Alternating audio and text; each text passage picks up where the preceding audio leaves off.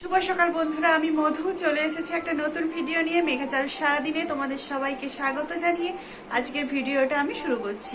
প্রথম থেকে শেষ পর্যন্ত দেখতে থাকো, আশা করছি খুব ভালো লাগবে। আর আমার ভিডিওর মধ্যে যদি কোনো অংশ ভালো লেগে থাকে তাহলে একটা লাইক করে দিও, আর আমার পরিবারের সদস্য হয়ে পাশে দেখো। আমার ভিডিওটা যে যেখান থেকে দেখছো, আশা করছি তোমরা ভালো আছো আর সুস্থ আছো। আমিও বেশ ভালো আছি। আর আজকে হচ্ছে যে বৃহস্পতিবার, বুধবার নয় বৃহস্পতিবার। তো আজকে বৃহস্পতিবার, জানো তো অনেক কাজ আছে, অনেক কাজ সারা হয়ে গেছে। আর প্রচন্ড প্রচন্ড প্রচন্ড ঠান্ডা মানে পড়েছে। তবে এই বৃহস্পতিবার আগে যেমন বাড়িতে যেভাবে কাটাতাম, যে এত কাজ, সব ধোয়াধুয়ি, পাপোশ থেকে শুরু করে ঘরের সমস্ত যা জিনিস আছে সব শাশুড়ি মা টেনে বের করে দিত, পুকুর পাড়ে নিয়ে গিয়ে মানে ধোয়াধুয়ি করতে হতো। কিন্তু সেই জিনিসটা এখন নেই। তবেও কিছু কাজ আছে। তবে আগে কি অতটা সমস্যা ছিল না, পিছুটান ছিল না যে বাচ্চা দেখতে হবে, তারপরে কাজ করতে হবে। এখন কি বাচ্চা সামলাতে হচ্ছে, তারপরে যেমন কাজটা আগের থেকে অনেক কমে গেছে, কিন্তু তখন অনেক কাজ ছিল। বিয়ের পরে এসে যখন করতে পারতাম না ওই কাজগুলো, মানে আমার একার পক্ষে অনেকটা চাপ হয়ে গেছিল, অনেকটা চাপ। মানে যে কিছুই করেনি সে যদি এসে এই সমস্ত জল তোলা, পুকুর পাড় থেকে, জানো তো পুকুর থেকে আমাদের বাথরুমে 10 থেকে 12 বালতি জল তুলতে হতো, খাওয়ার জল নিতে হতো, রান্নার জল, বাসন, আবার দোপাখা যে খড়ের জ্বালানি ধান সেদ্ধ করে যে ওই উনুনে পর্যন্ত আমাদেরকে কিন্তু হচ্ছে যে করতে হতো, রান্না করতে হতো। সেই সব তোমাদের বলবো, কিন্তু বলা হয়নি, আর কথায় কথায় বেরিয়ে গেল তাই বলে দিলাম। তো সেই সমস্ত সেরকম কাজ নেই, টুকটাক কাজ যেগুলো আছে তবুও হালকা আছে। তো বৃহস্পতিবার সেই কাজগুলো এখনো সেরেছি, তবে এখন সান্দান হয়নি, রান্না বান্না করে নিই, তারপরে আস্তে আস্তে তোমাদেরকে আমি সব বলছি। দেখো, চারুর হচ্ছে তো আজকে পরীক্ষা নেই।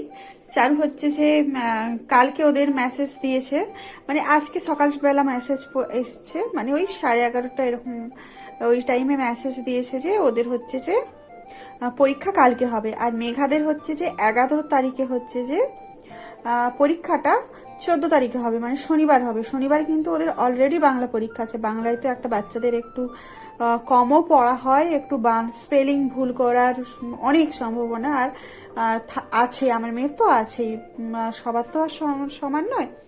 আর চারুর হচ্ছে যে কালকে পরীক্ষাটা হবে, আর মেঘার হচ্ছে যে বাংলা পরীক্ষা শনিবার হবে। আর ফার্স্ট হাফ থেকে মানে 9:45 থেকে কম্পিউটার হবে, তারপরে জিকে হবে। 3টে পরীক্ষা দিয়েছে, এই নিয়ে একটু সমস্যা চলছে। বাংলা রচনা থেকে শুরু করে, বাংলার তো কত পড়া, ওরা 3টে বিষয় কি করে পরীক্ষা দিবে বলো তো? এখন এই ছোট্ট ছোট্ট বাচ্চাগুলো, 8 বছর বয়সী বাচ্চাগুলো। সেই জন্য হচ্ছে যে বলা হচ্ছে যে যাতে না হয়, জানি না, যা সিদ্ধান্ত হবে তাই হবে, যা নেওয়া হবে তাই হবে আর কি, কিছু তো করার নেই। চলছে সমস্যা, সত্যি ভালো লাগছে না, মাথার যন্ত্রণা, মাথা ব্যথা করতে শুরু করে দিচ্ছে। একদিন পরে হলে কি সমস্যা হতো বলো তো? একদিনে বাচ্চাদেরকে 3টে পরীক্ষা দেওয়া সম্ভব?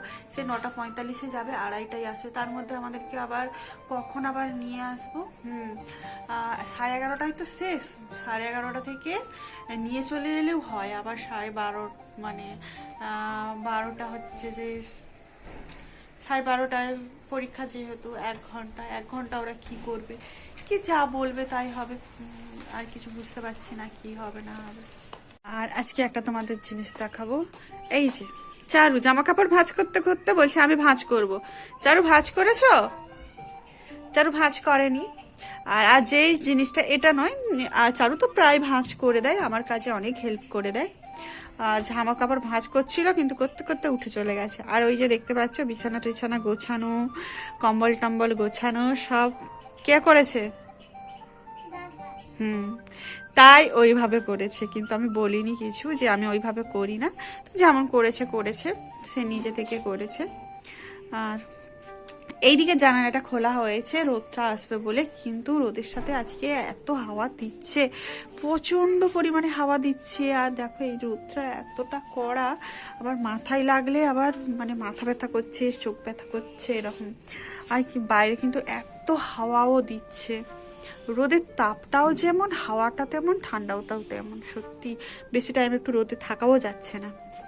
আর এই যে দেখো এইদিকে তো আমাদের পাখির বাসাগুলো কি করেছে দেখো, আমরা তো নিজে থেকে করি না, পাখিগুলোকে যত্নই করা হয়। যত্ন বলতে বাসা টাসা ভাঙি না, আবার যখন প্রচণ্ড নোংরা করে পটি টটি করে, আমার তো হাত দিতে পারি না, মেঘার বাবা হচ্ছে যে প্লাস্টিক বেঁধে তারপরে পরিষ্কার করে। দেখো কখন হচ্ছে যে কিচকিচ করেছিল, একটু চিৎকার করেছিল, তখন মনে হয় কিছু একটা করে হচ্ছে যে ওই এগুলো ফেলেছে, ওই বাসা টাসাগুলো ঘাস টাসগুলো ফেলেছে। এদিকে ভাত বসিয়ে দিয়েছি, আর ভাতটা একটু শক্ত শক্ত রাখবো আর গরম গরম খাবো, সেই জন্য একটু দেরি করে ভাত বসিয়েছি। আর সব কি বলতো, নিরামিষ খাবার তো, একটু ভাতটা যদি শীতকালে, বিশেষ করে শীতকালে ভাতটা যদি না একটু গরম গরম হয় না, ভালো খাওয়া হয় না। আর একটু পরেই যেন মনে হবে ভাতটা হচ্ছে যে ঠান্ডা হয়ে গেছে, আর খেতে ইচ্ছে করছে না, তাই একটু দেরি করে ভাত বসিয়েছি। তো দেখো এখানে হচ্ছে যে ডাল সেদ্ধ করে নিয়েছি, আর এই যে মশলা বেটে নিয়েছি, আদা বেটেছি, আর হচ্ছে শুকনো লঙ্কা বাটা করেছি। আজকে পেঁয়াজ দেবো না বলে শুধু শুকনো লঙ্কা বাটা করেছি। আর এখানে হচ্ছে যে বাঁধাকপি আলুটা দেখো সেদ্ধ করে নিয়েছি, নুন দিয়ে শুধু সেদ্ধ করেছি। আর এই যে ছোট আলু, আজকে একটু অন্যরকম ভাজা করছি। কি বলতো, অন্যরকম বলতে এই যে আলু থেকে না ছালটা ফেলেনি, খোসাটা ফেলেনি আর কি। আর এর সাথে আর ওলকপি দিয়েছি, আর এই লঙ্কাটা দিয়ে ভাজা করব। আর সকালবেলা হচ্ছে যে শুধু আলু, এই মানে ছোট আলু এরকম ছুরি ছুরি করে কেটে লঙ্কা দিয়ে ভাজা করেছিলাম, আর ভাত করেছিলাম। সবাই খেয়েছে, আমি খাইনি, আমি মুড়ি খেয়েছি। আর তার সাথে করেছিলাম বড়ি ভাজা। মেঘা, চারু আর ওর বাবা তিনজনে ভাত খেয়েছে। তোমাদের আগে বলেছিলাম যে শ্বশুরবাড়িতে এই করতে হতো, তো অনেক প্রথম প্রথম তো আমরা বিয়ে হয়েছি, মানে মাকে ছেড়ে একটা বাপের বাড়িতে ছেড়ে এসে একটা কেমন পরিবারের সাথে দুটো একদম আলাদা, সম্পূর্ণ আলাদা একটা জায়গায় এসে থাকা, সবকিছু আমাদের মানিয়ে নেওয়া কিন্তু কঠিন হয়ে দাঁড়ায়। সেটা সবার ক্ষেত্রে নয়, কিছু কিছু মানুষজনের হতো সমস্যা হয়ে দাঁড়ায়, কিন্তু আমারও কিছু কিছু অনেক সমস্যা হয়েছিল। কিন্তু তবুও আমি বলবো যে প্রথম প্রথম বুঝতে পারতাম না যে এই এত সমস্যা, এত কত কিছু মানে মনে আসতো যে এরকম করে এটা কি আবার বিয়ে হওয়ার জিনিস নাকি, বা কোনো সম্পর্ক নাকি এরকম টিকিয়ে রাখা যায় নাকি। কিন্তু আস্তে আস্তে যখন 10 বছর হয়ে গেছে, 10 বছরে যেন শ্বশুরবাড়ি ছাড়া যেন আর শান্তি করতাম না। হ্যাঁ, বাপের বাড়িতে যাই, শান্তি আছে, আরাম, দুদিন থাকো আসো, কিন্তু বাচ্চাদেরকে নিয়ে এখানেই কিন্তু ফিরে আসতে হয়, ওদেরকে নিয়েই। মানে মেন এখানে আছি যে কিছুদিন পরে মনে হয় যেন না, একটু বাড়ি যাই, ভাল লাগে না এখানে থাক।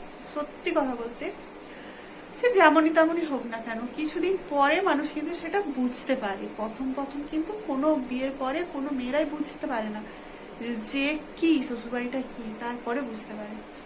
এরকমই জাস্ট এখন সবকিছু মানে কোনো কিছুতেই যেন সমস্যা মানে নয়, যেন সবকিছু জল ভাতের মতো।